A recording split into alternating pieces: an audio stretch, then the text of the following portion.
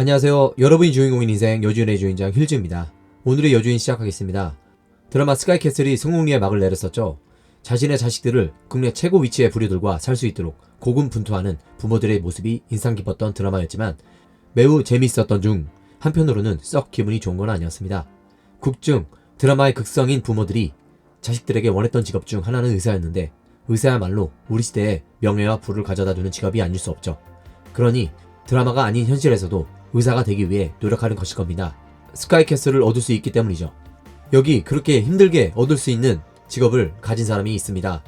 자기 자신을 위했다면 얼마든지 편히 살 수 있었지만 그렇지 않고 거칠고 힘든 가시밭길을 선택한 의인, 스카이캐슬을 노숙자화바꾼 이 시대의 성인, 바로 선우경식 선생님이십니다. 그는 1945년 해방동의로 태어나셨습니다. 해방이라는 기쁨도 잠시, 몇 년 후 한국은 북한의 남침으로 인해 6.25를 겪었고 당시 난민 수용소에 있던 그는 군인들의 멋진 모습에 끌려 군인이 되고자 했습니다. 하지만 전쟁으로 외삼촌이 돌아가시자 이난 3녀 중 장남이었던 그는 독실한 카톨릭 신자였던 부모님의 권유로 의사가 되기로 결심합니다. 곧 서울로 돌아와 서울 중고등학교를 거쳐 1963년 사립 최고의 명문 의과대인 카톨릭 의대에 진학합니다. 못돼 신앙이었던 카톨릭의 종교 신념으로 잠깐 성직자가 되고자 하는 마음도 있었으나 성직자에 준하는 삶을 사기로 마음먹고 의료의 길로 선택하죠. 1969년 의대 졸업 후 해군 군의관으로 3년을 있다가 제대 후 미국으로 유학을 가서 2년 만에 내과 전문의 자격을 얻고 다시 귀국하여 1980년에 의대 교수가 됩니다.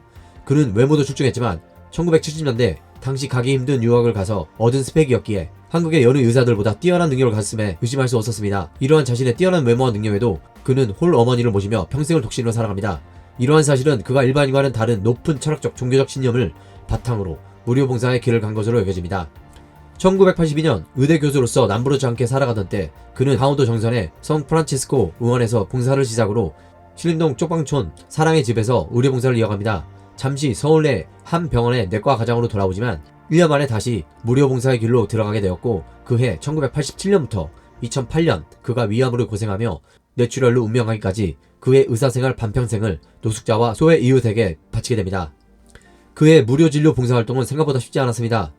아무런 준비도 없이 시작한 일이었기에 월 1,000만원의 적자가 났고 후원자들이 없던 초창기에는 약이 떨어져 약품 공급이 끊긴 적도 있고 약을 조달하기 위해 선후배들의 병원에 찾아갔습니다.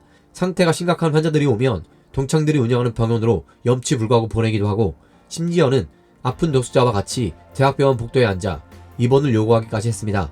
이렇게 그는 환자를 돈으로 보지 않고 무슨 방법을 써서라도 저 사람을 살려야 한다는 마음으로 노숙인을 대했기에 이러한 행동들이 가능한 것이었습니다.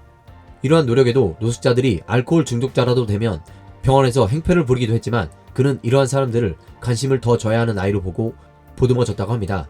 더불어 요셉 의원에 오는 환자들은 하늘이 주신 선물이니 선물을 받았으면 보답하지 않을 수 없다고 한 말을 들어보면 그가 노숙자들을 대하는 마음을 엿볼 수 있습니다. 그는 노숙자들의 병을 고쳐줄 뿐만 아니라 약을 먹기 위해서는 빈속에 먹으면 안 됐기에 식사도 챙겨주었고 추운 겨울날에는 두툼한 외투도 챙겨주며 노숙자들을 보살펴줬습니다. 이런 그도 봉사의 길이 자기 만족을 위한 길은 아니었습니다. 이유인 즉슨 아프기라도 하면 그 핑계로 쉬어보고 싶었기 때문이라네요. 또 너무 힘들어서 여기서 그만두고 싶다는 생각도 했고 도망가고 싶다고 생각한 적도 있다고 합니다. 1987년 요셉 의원을 세우고 노숙자들의 병을 치료해오면서 그는 병을 치료하는 것보다 그들의 자활을 도와주는 것이 더 중요하다는 것을 깨닫게 됩니다. 그리하여 1996년부터 알코올 의존증 환자의 치료를 위해 목동의 집을 운영했고 2000년에는 노숙자들의 자활 의지를 심어주기 위해 쉼터를 운영하고 2008년부터 전북 고창에 요셉의 집을 지어 노숙자들이 땅을 일고 스스로 살아갈 수 있는 환경을 마련하여 그들을 보살폈다고 합니다. 그는 살아생전 독신으로 살면서 흔한 자가용 없이 대중교통을 이용했고 그의 집도 영등포의 쪽방촌을 볼 수 있는 허름한 옥상에 위치했다는 것을 보면 그는 이 시대의 진정한 성인이 아닐 수 없었네요.